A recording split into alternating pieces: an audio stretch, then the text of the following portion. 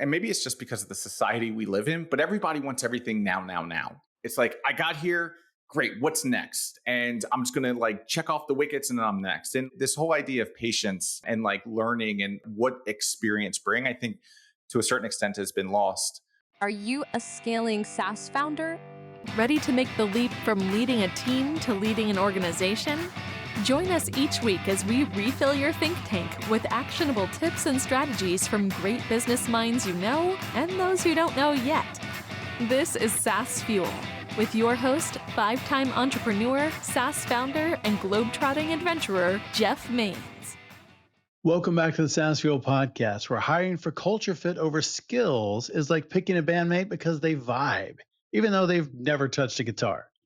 I'm your host, Jeff Maines. I help B2B SaaS founders like you grow from traction to scale. Here, growth is more than just numbers. It's about crafting a future-proof company, premium valuation, and leaders who build a business of significance while living epic, adventurous lives. What really keeps great people around? Is it free snacks and ping pong tables, or maybe something deeper? In this episode, we're tackling one of the most overlooked growth strategies in business: culture. Not the fluffy, feel good posters on the wall version, but the real gritty foundational stuff that drives how your team thinks, works, and wins together. We'll explore how defining core values isn't just a branding exercise, it's a strategic necessity for attracting and keeping the kind of people who will actually move your company forward. You'll hear why culture fit matters more than a perfect resume, especially in the early stages, and how adaptable hires often outperform the most qualified ones when the market inevitably shifts. We'll also dig into what a great onboarding experience looks like and why the first few days on the job are make or break for long-term engagement. Plus, we'll talk about failure. Yep, the kind that nobody puts on LinkedIn, and why normalizing mistakes can actually build more resilient, innovative teams. And if your retention strategy stops at we do quarterly reviews, then hang in there because we'll show you why meaningful growth opportunities, clear pathways, and everyday appreciation are what really drive employee loyalty, and why disengaged employees aren't just a culture problem, they're a freaking business risk. If you want to build a company that people are proud to work for and stay with, this episode is packed with practical insights that you can start using today. Let's dive in. Our founder last Tuesday was John Long, founder and CEO of Think AI.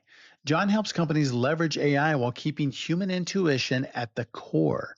He shared lessons from AI-powered automation gone wrong, why strategic partnerships beat DIY approaches, and how AI can empower, not replace, human talent across the entire organization. And our expert guest last week was Josh Sizemore, the brand builder behind multiple CPG successes, including the $400 million revival of original New York Seltzer and a premium water brand that sold just 4 years post-launch. With experience spanning billion-dollar retail leadership and e-commerce exits, Josh is a boardroom strategist with a marketer's soul. He unpacked the art of brand storytelling, niche targeting, and why founders have to learn to let go in order to scale effectively. If you miss either episode, there's so many golden nuggets in there to mine out, so go check them out. My guest today is Ryan Hogan. As co-founder of Hunt a Killer, he launched a murder mystery subscription box that captivated millions and earned a spot on Fast Company's Most Innovative Companies list.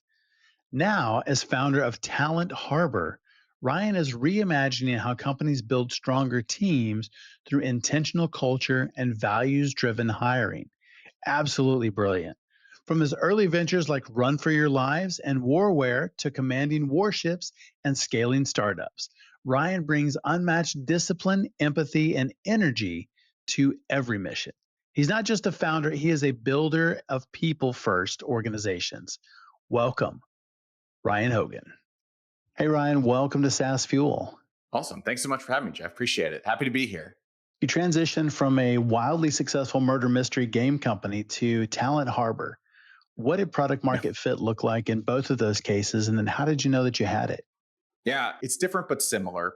It's different for consumer product that it is for B2B, but the signals are still the same. Like, what's the ultimate signal? People are willing to pull out their wallet and hand you hard-earned cash, whether that is the balance sheet from a company or whether that is consumers, it is the same. Any consumer company, whether it was Hunt to Killer or Run for Your Lives, Warware to a certain extent, I would know that we were on the right path when we started seeing people come through the what we call a funnel. So like they come through the top of funnel, they discover what the brand is, what we do, and then they actually make a purchase. When the purchases stop being people that's when you have something. So like your mom, she's always going to buy from you. Your Right. dad, your cousins, your best friends, people want to see you succeed. And so they're going to support your mission, your cause. It's the minute where you start seeing orders come in that are not family members, where you're like, I've got something here. On the B2B side with Talent Harbor, my hypothesis was we spent about $1 million on recruiting at Hunt to Killer. I saw this as a gigantic opportunity. I see, and this is just my Ryan Hogan's opinion, I believe that 30% commission is a ripoff. I think this industry is ripe for disruption. And so that was our philosophy, is like expert recruiting, which is truly a core competency, Yes, is inaccessible to small and medium-sized businesses. And absolutely. so how could we develop some sort of model that fit that? We came up with RAS, recruiting as a service, and we landed a client within a week. And then we got a second client about a week later, and we've been off to the races. And so like the first one is someone I knew. And so that was not validation yet. The second one just found us through like a friend of a friend of a friend and was like, I love this model. And that's where like, all right, we're going to lean into this business. That's very cool. And how does Talent Harbor recruiting as a service, how does that work and how is it different than maybe the traditional models we're used to? Yeah. So traditional recruiting is 20 to 30%. So that's anywhere like 20 to 30% commission for the first year compensation. So think about, just to keep numbers simple, think that you're hiring someone for $100,000. That's going to be somewhere between $20,000 and $30,000 fee for a single hire. That sounds like ripoff to me. And so what we do is the complete opposite. There are no contracts. There are no success fees, no hidden fees. We are completely transparent. You can see our whole pricing. We don't negotiate. We are who we are. And we charge a flat rate, flat $5,000 per month per role. And essentially what we do is we come in alongside of an organization. We're more of a partner. We come in, we find the right hire. Generally speaking, it's about 48 days is our average time to fill right now. So it's about 2 months. And client gets some great talent and they come back whenever they have further hiring needs. I like that. The incentives are certainly aligned for sure. Yeah. It's much, because success fees, not to go on a tangent, but success fees, what they do is they make the client the actual kind of like target in that. So like what the recruiter is actually doing in a contingent relationship, because they don't get paid until you hire, is they are selling you on the candidates. Organizations shouldn't be sold on candidates. Organizations should have high qualified, hyper vetted, amazing humans to look at, run through their own process and make decisions on their own. And the minute that you start convincing your client to hire somebody, at least in my humble opinion, is like the minute where the business model breaks. Well, one of the things you said was business is about having the right people inside the organization. What's your go-to framework or maybe first principle for identifying and retaining awesome people? Wow. What's a question? I did say that. I do say that. That's a big philosophy of mine. Actually, Yes. I believe that's all business is. Business fundamentally is the recruiting and retention of amazing humans and being able to set a vision and get everybody rowing in the same direction. And if you can achieve those things, then 100% you can dominate in any industry and be successful. How do you find the right person? Well, let's start with this. The first thing an organization needs before they ever think about going out and finding the right person, this is before you put a job description together. This is before maybe you've even identified the need. The first thing a company needs in order to be successful in recruiting and retaining amazing talent is they need to understand the core behaviors inside of that organization that lead to success. And those are called different things amongst different organizations. Some call them core behaviors. If you run on EOS, you call them core values. But essentially what they are is a set of principles that the humans inside of the organization use as guardrails when they are making decisions and when they are taking actions. And so before you can ever go to market and identify, hey, this is what I need, this is who I need, you need to understand the behaviors that you're looking for. So I would say before we even can get to the recruiting and retention of amazing talent, we got to build some core values. We have to understand what those are. We have to build the framework because it's critical. When I think back to when I've gotten hiring wrong in the past, you look at a resume, you say, hey, this person has the experience we're looking for. Right, They meet the right. requirements. And then they fail. Why did they fail? Because you didn't properly vet and qualify based upon those core principles, those core values, those core behaviors. So that's the shortest response I can probably give you to like a huge question. It really is. I mean, that's a massive question. And business really is driven from people. And hiring just skills alone, it never works. Or hiring somebody, if there's not more there, they don't buy into the mission and vision of the company, then there's nothing more than a paycheck.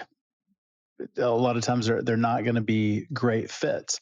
And I think it's interesting we look at that and we use that term fit or culture fit, but a lot of times we haven't really defined what that culture is. Maybe it grew up a little bit, maybe there's some unspoken things, but really, what is it that people should do to make sure that their team understands what those core values are and that they do buy into the mission and vision and purpose of the organization? Yeah. And that's great. Like one of the things you said there is like this evolution of culture. Like maybe the company grew up a little bit and maybe it shifted. And I heard a really interesting comment and now I'm not going to be able to attribute it to the right human, but we were talking about culture last week. And one of the things he said was culture evolves for the better or for the worse every time you bring a new human being inside of the organization. Absolutely, So it does. if you think about a new teammate, this is think about it in like the medical field. Like it's a foreign object into your body. Like if your body were the business, it doesn't matter if it's the most amazing human being, it is going to have some sort of impact to the culture. And the question is this going to be better or is it going to be worse? The first thing, here's what generally happens depending upon the stage and size of the organizations. I would say in startup mode, maybe 0 to 1, the culture is really the founder. The founder's values, the founder's principles, like that really becomes the culture of the entire organization. When you start to get to that 1 to 10 or 1 to 2, however you want to call it, but once you're past product market fit and you're really starting to fill in that leadership team, that's where exercises come into play. Because as a founder, if you're hiring a couple people around you, like you know what the culture is. You have to document it. Like it's kind of your vibe. It's who you are. You're just constantly moving. When you start bringing senior leaders into the organization, there's an actual exercise that you'll want to run. And really that is bringing that group of people together and starting to actually list and identify what are those core values. I've been in the Navy now for the last 23 years, and it's been honor, courage, commitment since I have joined. Yep. And for some reason, in all of my companies, I had this thing where we had to have 10 core values. You don't need 10. Right. Like 5 is probably a good one. 3, if you can get there. I've yet to see a company that can get to 3 other than the United States Navy. But you want to bring the team together and you want to say, what are the core behaviors inside of this organizations that have enabled us to get to where we are today and we believe are going to drive us to the future? And after you've identified those, then every decision you make from that point out, that's how important these are. Every decision needs to be in line, especially at the leadership team level, because the minute you say we're committed to these things, and someone makes a decision that's not in line with those core values, you've destroyed it. Anybody that reports to that human just said, hey, this man or woman doesn't follow these core behaviors. And so I'm not either. And so you start to get these degradations. But it's really about the reinforcement. So it's reinforcement, like we just said, about actions, decisions, behaviors, things that are happening at the leadership team. It's also reinforcement. One thing that we do at Talent Harbor, and one thing that I've done throughout all my companies, is we pull the whole team together for 30 minutes each week. And we want to just kind of talk about what's going on, bring everybody together, especially important in virtual environments. Like if everybody's operating in person each day, maybe you don't have to go there. In virtual environments, it's critical, like finding those moments, a routine moments to bring everybody together. And how do we reinforce it? The first thing we do is we talk about it. At the top of each agenda, every single week, we talk about our core values. The second thing, because sometimes it's hard, if you said honor is one of our is one of our core behaviors inside of this enterprise. Seaman Timmy and Petty Officer First Class Johnson both have different interpretations of what honor means to Correct. them. And so until you can actually start creating vignettes, providing examples, and what we do to do that is we will actually acknowledge the behaviors from the team and we will reward them and we'll talk about them. That way people can start to say, oh, honor was the integrity that this person had as they were standing watch and they were first faced with this type of challenge, and this is the action that they took. When you can start to actually draw a line from a situation and you start to explain that situation, it starts making it crystal clear for everybody inside. That's so good. I think one, making it real, and where there are examples that they can follow. They understand what that means and make those connections. But the second one, it's not just making a list. I think that's really important. And so many companies, I think, really miss the mark in this. They'll make a list and maybe it is 10 or whatever the right number is. I don't think the number matters as much, other than they need to be memorable. They need to be understandable, because nobody's going to follow what they don't understand. And they need to be something that's practical, that are used in the organization, not just a list of things that turn into wall art. And I see that a lot. Yep. Or they're in the employee handbook and stuck in a drawer somewhere. That doesn't do Yep. anybody any good. And we can say that that's culture, but it's not. It really has to Yep. be living, breathing, and having the examples. I love that. And so that people can really see what's happening in the organization. Are these real? And if they are, what does honor really mean? How does that show Yep. up in my day-to-day life? And when they can see that and they can see it's rewarded, now there's a reason to actually pay attention and to do that.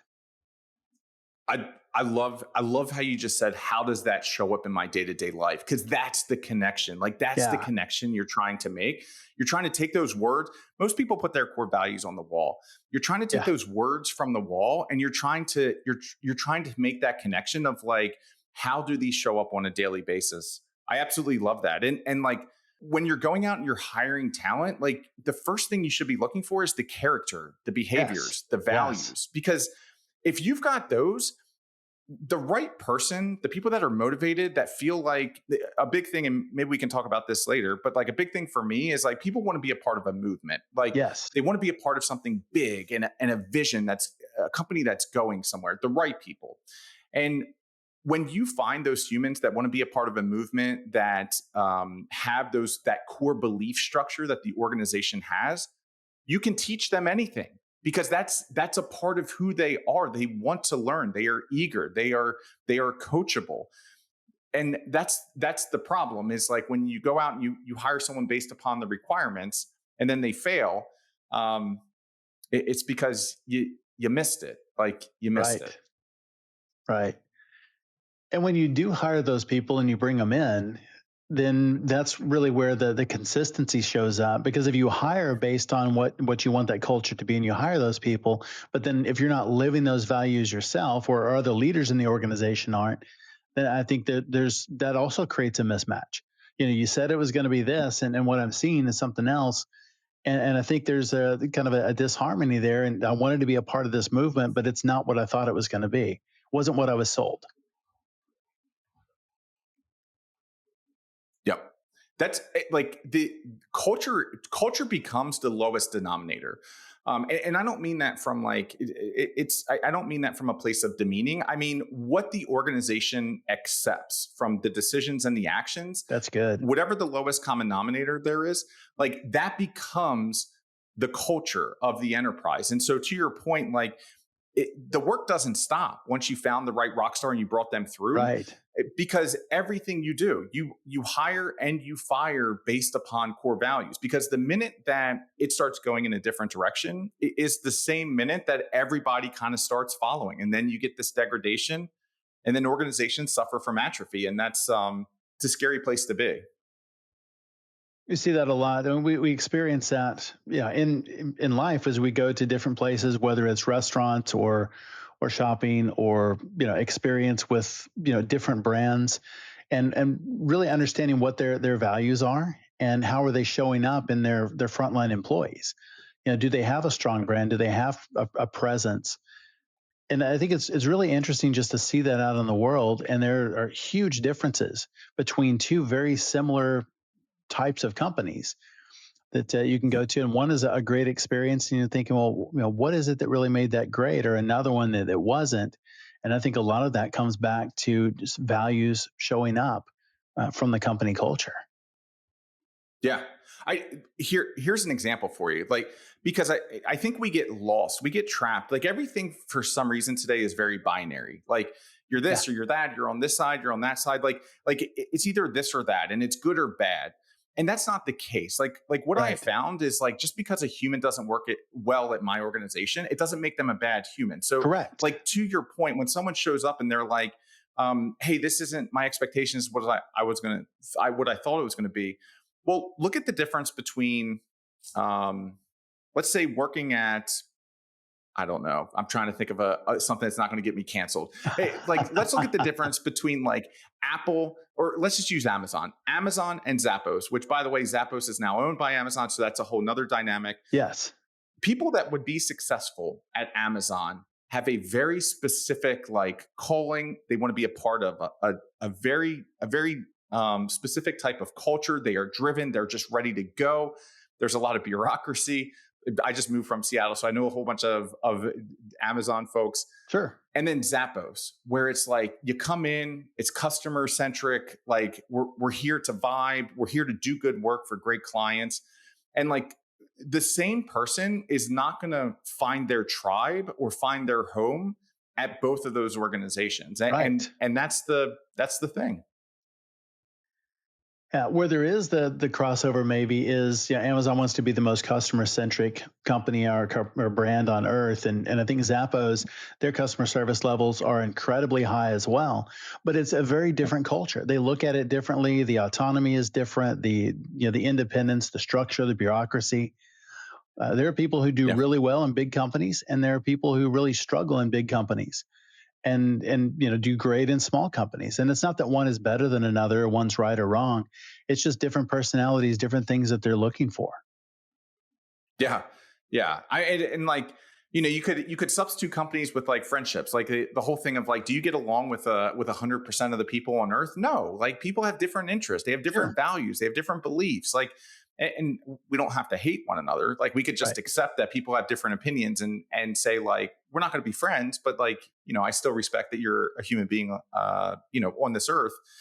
And it's the same thing. Like you find your tribe and what I believe is like companies, like the onus is really on the companies, like especially in today's environment where there's been a lot of layoffs and there's a lot of great talent right now that's sitting Yeah. on the sidelines, that's sitting on the bench. Like, what do they want? They want the basics. They want food and shelter. They want the very basics, and so they will apply to hundreds of companies. The onus is really on the companies to make sure that like the humans and the candidates that they're getting up front are going to be the right humans to help grow the enterprise. And I think we get that sometimes we get that backwards. And that's unfortunate. Yeah. Yeah. You're right. Ever notice how every leadership book tells you to take the journey, but none really show you the map? Well, after scaling multiple companies to over 260 million in combined revenue and working with over 1,000 leaders, I discovered the key difference that separates leaders who burn out from those who build unstoppable momentum. It's not strategy, not charisma, it's not even luck.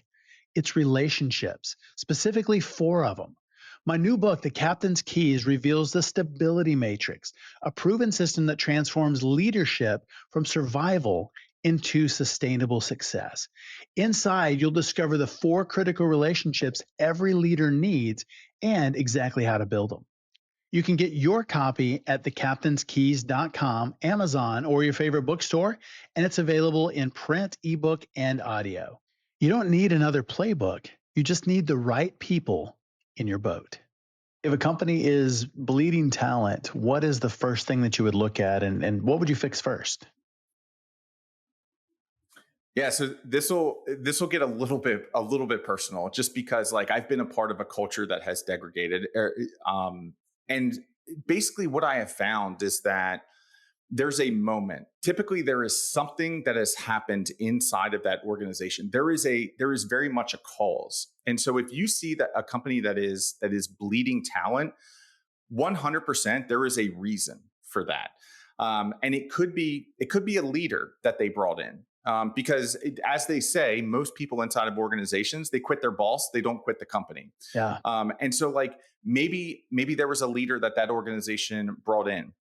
Maybe there's been challenges at that company, and maybe that company has had to go through rifts. Like I've been a part, unfortunately, in environments where I have made mistakes and made decisions, and we had hired people for demand that never came.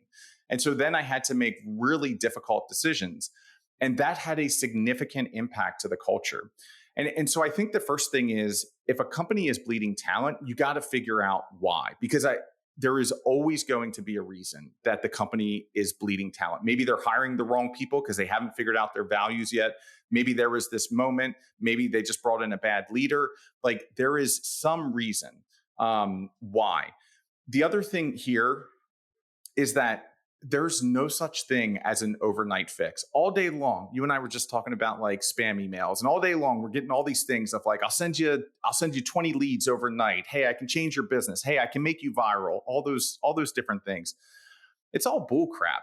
Like building a great business, building a great pipeline, whatever problem that it is that you're trying to solve, very rarely is there a silver bullet. And it takes time, and it takes consistency, and it takes hard work. And the same thing is true with culture. So companies bleeding talent, boom. First thing, like let's figure out why, because I promise you there's a cause for that. And once you have understood or figured out what that cause is, like now the real work begins. Because like now you have to take corrective action, and it takes time. Like it can take years depending upon the size of the organization to really turn it around. Let's say it was a leader. And so the first decision they make is like, hey, we're going to part ways with this leader. We're going to bring someone else in. Well, that's even more disruptive. Like you did a good thing. You identified the calls and you took action on the calls. That creates disruption. That creates fear inside of an organization. And it takes a long time for it to stabilize. So a little bit of a long-winded answer there, but identify, fix, and then just the consistency and hard work over generally a long period of time. Oh, that's good. How often do you think it's, I mean, you did say that people quit leaders, and I think that's 100% right. How often do you think it's more the leader and culture that needs fixing versus the skills or maybe direction of the company? It would depend upon the severity. So, what we were just talking about there is a company is bleeding talent. If a company is bleeding talent, there's something wrong with the culture. Like generally, it's not a single human being. We talked a little bit earlier about this idea of like, the lowest, what the company will accept at the lowest level, therefore becomes the culture of the company. And you'll get these things where like it doesn't happen overnight. Like if you've got a great culture, you don't wake up one day and now it's a complete crap culture. It happens over years, and it's just like minor things that continue to happen. Let's use a simple example of like, you used to have leaders in the company that would go down to the warehouse floor. They would pick up trash. If they saw it on the floor, they would say hello with smiles, all those other things. A year later, like someone comes down and they step over the piece of trash and they just wave to the people. A year later, like they're just kind of walking around with frowns on their face, whatever the case may be. But that is setting the tone for the organization at that point. So it's really a matter of like what's going on. If it's bleeding, like there's something wrong with the culture, and it probably happened over an extended period of time. Yeah. If it's like one or two folks, they were great folks, like then it's probably better to look at what the leadership team looks like for that department. In a startup or maybe early stage company, how do you think about the balance between skill, culture fit, and then future potential when you're evaluating candidates? I would say the earlier a company is, the more culture fit applies. And that is not to say that there is a time and a place where we forget about culture. But let's say generally where we want to be is 50-50. We want someone that is 50% like meets the requirements, is experienced, and we want 50% culture fit. And we know that those are equally important as we bring people in. I would make an argument here to say that in the earlier days, you want 75% culture fit. Because the reality is, and I've been through this, the reality is no matter what you think you need, no matter where you think you're going, in a startup environment, all that stuff changes and it changes overnight. And so, like, what you want in the early days is like someone that is coachable, someone that is hungry. You want people that like believe in the mission, believe in the vision. You want people that can like shapeshift into different roles. Once you're growing, completely different, because like once you're at a certain point, like you need those requirements. So like let's say you're like going into a different market, like you're going to want somebody, let's say it's a salesperson, because that's generally where we focus. You're going into a different market, like the requirements are going to be like they have a vast network inside of that market. They've got trust and credibility. They've got a Rolodex. Whatever the case is, like those things are going to become critically important. And so do you want the right fit? 100%. It's 50% of the battle every day of the week, at least. But those requirements matter much more. Early days, you just want hungry, eager people that are ready to change the world. Love it. Well, what's one hiring mistake that you see founders make over and over again, and what should they do instead? This is going to be really funny because now I'm just going to like contradict exactly what I just said earlier. It is without a doubt, it's a lack of understanding of what the organization actually needs. And there's more of a tolerance for that in the startup days. So in the startup days, like, especially if you haven't found product market fit yet, you really don't know what you need. You need people to come in and help you solve hard problems. And there's a never ending list of hard problems. And so you're just looking for problem solvers. Yes. And that generally tends to be the case. When you start professionalizing the organization, so that can happen through EOS, maybe you're bringing in some talent, maybe you're now doing some sort of quarterly planning sessions, you're setting goals, you're getting kind of strategic in nature. You do have requirements for that role. And what we see more often than not when people get it wrong is because they don't have a true understanding of what they need. We could pull up LinkedIn today and we could pull up, it's called a marketing manager. We can pull up a marketing manager for probably 20 different companies, and the job description is exactly the same. Exactly the same. Going to come in, do X, Y, Z. We're going to do blah, blah, blah, blah. Right. And that's what companies think the JD is like what the organization actually needs. It should be. So why are we copy and pasting? Like putting together a job description, actually giving critical thinking to what the organization needs today, tomorrow, and next year, 3 years, 10 years, that's hard work. Yeah. And generally when we're hiring, it's not because we have a whole bunch of capacity. It's because we're at 130% capacity and like we have to offload. So the last thing we want to do is like take time away from everything we're doing and like actually give critical thinking to hiring and figuring all these things out.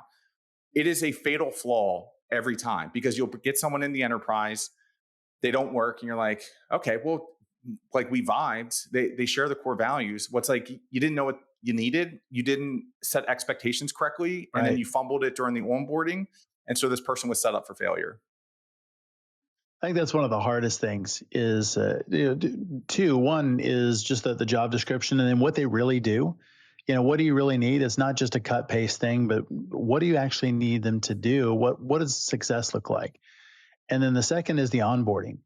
It's not like, hey, welcome, go to work, go do your thing. You're supposed to be this marketing manager, so go do the marketing thing, whatever that is.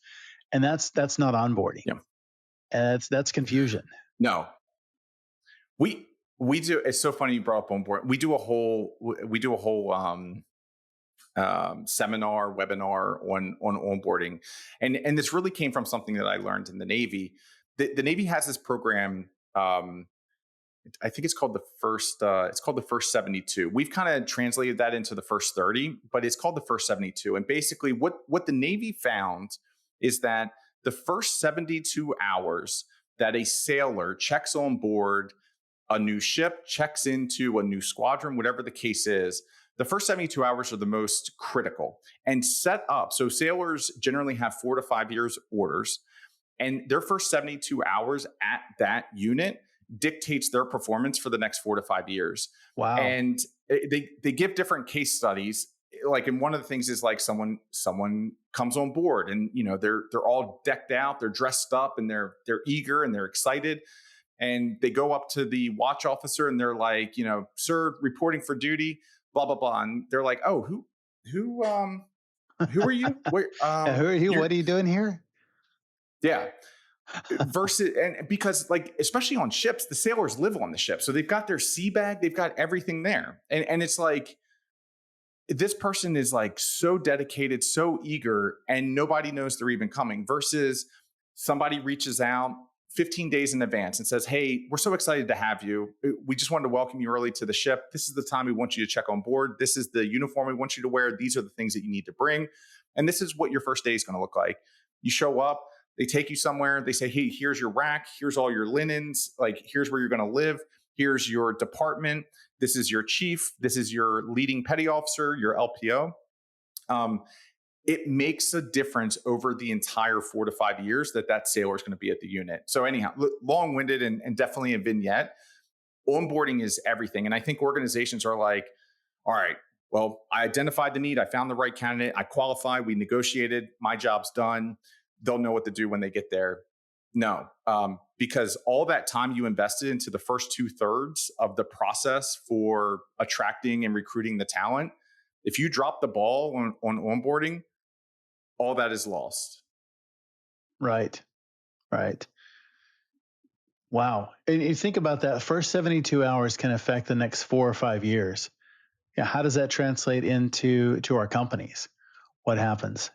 What does the first 72 hours look like? What does the first 30 days look like? And how does that translate into productivity and assimilation and results?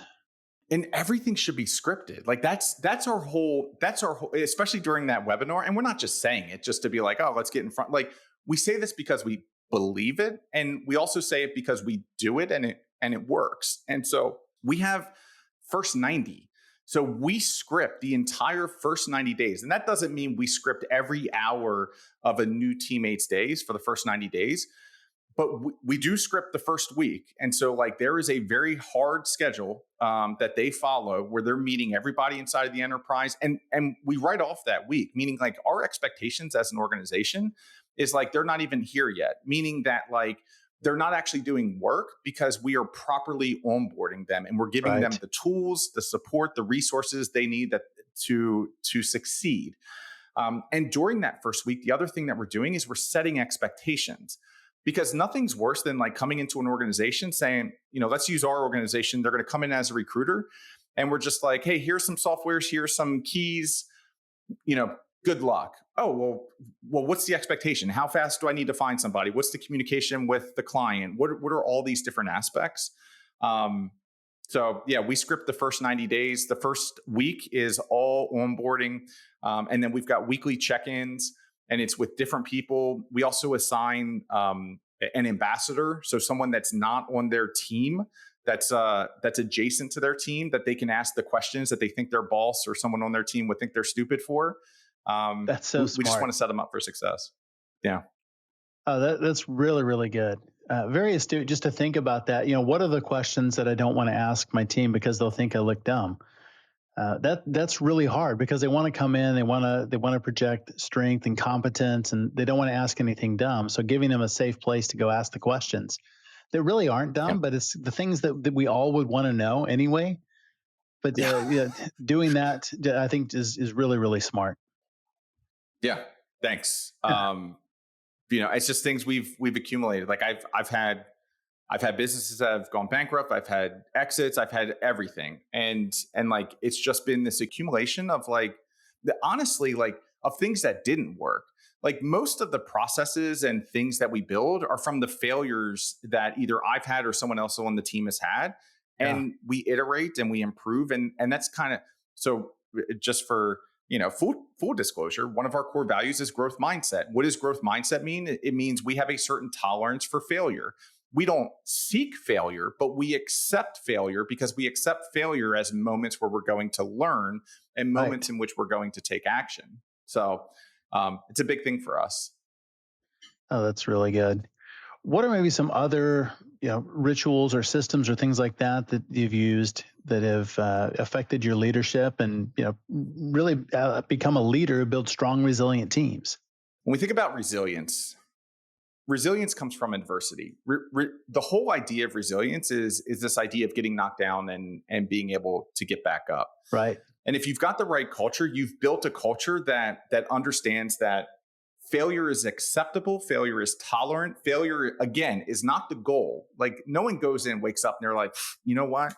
Can't wait to fail today. That's not it. Right. But you Right. build this culture where like you don't someone doesn't make a mistake and someone comes down and says, how dare you do that? Oh, you're so stupid, blah blah blah, like all of these other things. Um and so like that's the first thing is like resilience can really be built into the organization by the willingness to accept a certain amount of failure and being able to take action, because like we look at failure as learning opportunities, and so we turn failures into successes. Some other things that I've done in the past, like yes, people want to be a part of a movement. They want to be a part of a bullet train. They want to be a part of something exciting, something that inspires them, something that connects with their soul. But they also want people to care. They want an organization to care about them, because the organization can say, "Hey, we're going here. This is what we're doing," and then ignore its entire team. And so, like, you can create all this inspiration, but if people don't feel supported, that can become a huge issue for the enterprise. And so, I think one thing in there is like making sure that folks on the team understand that there's growth opportunities. Most people they want to grow. They want to learn, they want to succeed, and then they want to work their way up to whatever kind of that next thing is. And so one of the things that we've done throughout all of our organizations is learning. And so once a month, we bring, and we'll do this based upon like hierarchy or kind of where they're at in the organization. There's certain things that apply to everybody and certain things that don't. So maybe it's like leadership and management training, and that's from managers all the way up to the senior leadership team. For our recruiters, we've got ongoing recruiter training. We also support like external activities, so like certification programs. Like people want to grow, and they want to grow professionally, and they want to continue to add value. Again, if you've hired the right people, like these are the types of people that you want. And those are some of the systems that we've put into place. Is like the culture helps build resiliency and creates an environment of learning. And we also support that by actually investing both time and money into the professional development of our teammates. So important. Tell me what you think about this. So many companies, they look at advancement, and there's kind of one track. You're an individual contributor, and then you're really good at that. And then you move into this whole new area called management or leadership. And that's kind of the only way to advance. Some people, sales is, I think, a really good example. Some of the best salespeople are the worst sales managers, but they're really, really good Yes. at that. And so what do you think about having like an individual contributor track where they can advance and continue to grow their skills, and a separate management or leadership track? Is that something that you have seen work really well? Or is that something like that, everybody wants to get into management or leadership? They see that as the way. Yep. Yeah, and it takes a certain type of person. I was having this conversation. It was a couple months ago, but we were having a debate over salespeople, because you're absolutely right. Especially in sales roles, there's individual contributors and there's leaders. And one of the questions that he asked me is, he was like, "Do you have to come up through the sales pipeline to become a sales leader?" And I guess this was a hot take, because I said no. Hmm. Because what makes a good leader and a good manager is not necessarily the skill sets that salespeople have learned. Back in the day when I used to work on helicopters, because I could turn a wrench, and I also flew in the back of them, but because I could be effective at the mission that we were doing in the back of helicopters, didn't automatically mean that I would make a great officer. It is two completely different skill sets. Can you sell something? Great. Doesn't mean you're a great leader. Can you fix an aircraft? Great. Doesn't mean you're going to be a great leader.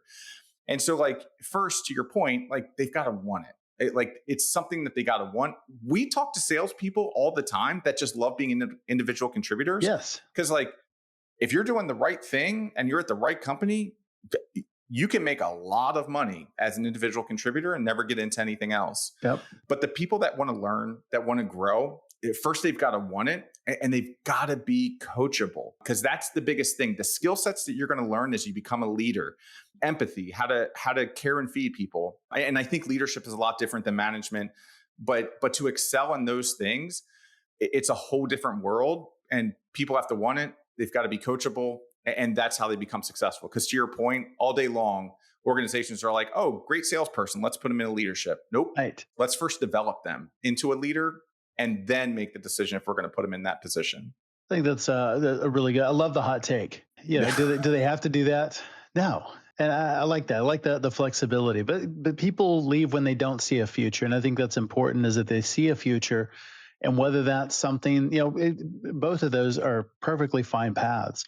But I think just a lot of people really look at it. That's like the only path they see is, well, if I, either I stay doing this thing forever, which maybe I do or don't want to do, or I go manage, which I really don't want to do. And it's like, okay, where do I see my future in this company? So really painting a picture of what that future looks like, and with options. For some, and maybe it's just because of the society we live in, but everybody wants everything now.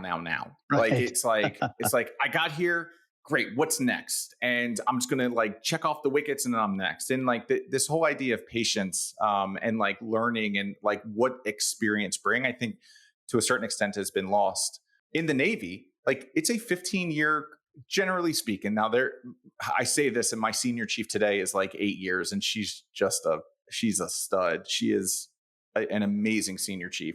She has fast tracked because she had the skill sets, she has been coachable, and she has made huge improvements. Generally speaking, it's like 12 to 15 years to become a chief in the Navy. And like you graduate, and every time you get to a new level, you hang out there for, call it 2 years, maybe 3 years. You learn a whole bunch. The Navy puts you through a whole bunch of training, and then you're ready. And they say you are ready now based upon the time requirements and based upon these other, in the Navy, we do tests. There's other branches out there that lean more on the evaluations more than they do tests. But at the end of the day, like it takes time, and people are generally impatient, and sometimes that can be a problem. And sometimes there's not growth opportunities. Like we actually had an issue at Hunt to Killer where we were, and this was the opposite side, but we were growing so fast that like we could not train the people that we had fast enough to actually move into that role. So the first person that we hired for the operations, like maybe, I don't know, $2-5 million company at the time, we hired this individual in as a VP of operations. And then the next year we doubled, next year we doubled, next year we doubled. And a VP of operations at a $50 million company versus a $5 million company is like two totally different skill sets. Yes. So anyhow, there's a lot of ways to navigate, but there's complexities. And I'd argue that like people need to put in the time to like deeply understand what those complexities are. You've had some notable pivots in your entrepreneurial journey. What do you think founders get wrong about knowing when to pivot? Like my first company, it probably hung on to way too long. And like the biggest thing in entrepreneurship is like the biggest thing and the hardest thing, which is funny, but like the hardest thing to do and the most important thing to do are the same, and that's find product market fit. And like the biggest question constantly with entrepreneurs is like, to your point, like, oh, well, when do I pivot? When do I stop doing this? And like my first company hung on for 3 years, and I think we sold like 8 t-shirts, and like hung on probably 2.5 years too late. I would argue that like entrepreneurship truly is putting ideas in the world, not making those ideas your identity. Too many founders I see go out, they launch a company, that company becomes their baby, and like that idea is like becomes who they are, and they can't get off of it. And so that limits where they can actually take that. Every company that I've started, I had a completely different vision of like what it was going to be. Hunt to Killer started as a live event. It wound up being an adult tabletop game company with target distribution. 6 years prior to that, I would have been like, oh, we're going to be a freaking global entertainment company where we do events all across the world. And so I think the hardest thing to do is like know when to pivot. And it's about listening to the signals. And so even Talent Harbor has pivoted 7 times, 8 times over the last 18 months because of what the market's telling us. It's where is the greatest opportunity? What is the feedback from the market? Where's the highest pain point from the customer? And how can we put together a business model that makes sense for everybody? But anyhow, Lean Startup is my favorite book. I think it's got some great tips. It's all about like, if you've got a great idea and you really believe in that idea, then before you start changing your idea, just change the market. You thought that you were solving a pain point for this market. Keep your idea for a little bit and just keep pivoting markets until you find something. If you don't, change the idea and change it based upon what you learned by trying to sell that product into all those different markets. That's awesome. Well, where can people learn more about you online? Easiest places, and I love talking to entrepreneurs. Easiest place is talentharbor.com/Ryan. And like, if you want to email me, if you want to book a call, just to jam on like your concept, your idea, you just want to hit me up on LinkedIn, all that information is there. So very simply, it's talentharbor.com/Ryan, RYAN. Awesome. We'll make sure and link that in the show notes. Ryan, it's been a great conversation. Thanks for being on SaaS Fuel. Awesome. Thanks so much for having me, Jeff. Appreciate it. Thanks again, Ryan, for coming on the show and sharing your journey and insights. You can learn more about Ryan and Talent Harbor at talentharbor.com. As always, all links, highlights, resources, and full show notes are available at saasfuel.com. And be sure to check us out on YouTube as well. Full video episodes, shorts, outtakes, training, lots of stuff over there for you on YouTube. It's at Champion Leadership over there on YouTube. Thought leaders share. Share this episode with a teammate who uses AI for everything except answering Slack messages. Everyone who shares this week gets an AI clone that does your deep work while you scroll LinkedIn or whatever your favorite social media is. And that does come with an optional doom mode. What if AI could surface team insights without surveys, assessments, or guesswork? Juan Betancourt, CEO of Human Intelligence, is leading a revolution in AI-powered culture tech. With Ask Aura, his first psychometric AI coach embedded into platforms like Teams, Zoom, Slack, all the stuff we use anyway, Juan is doing for personality insights what Grammarly did for writing. And he's definitely redefining how organizations build collaborative cultures and create more human workplaces at scale. And then our next guest 1 week from today is Mitch Weisberg. With decades of experience leading training companies, advising EdTech innovators, and founding nonprofits like Games for Ed and EdChat Interactive, Mitch has helped thousands overcome limiting beliefs through his mind-shifting community, newsletter, and workshops. Mitch empowers educators and learners to think differently, collaborate better, and live more resilient lives. Mind-shifting. It's going to be a great episode. I will see you next time, and as always, enjoy the journey. Thanks for listening to SaaS Fuel. Full show notes for each episode, which includes a summary, key takeaways, quotes, and any resources mentioned, are available at saasfuel.com. Be sure to follow and subscribe wherever you listen to podcasts. And if you're enjoying the content and getting value from these episodes, please leave us a rating and review at ratethispodcast.com/SaaSfuel. We'll be sure to read these out on future episodes.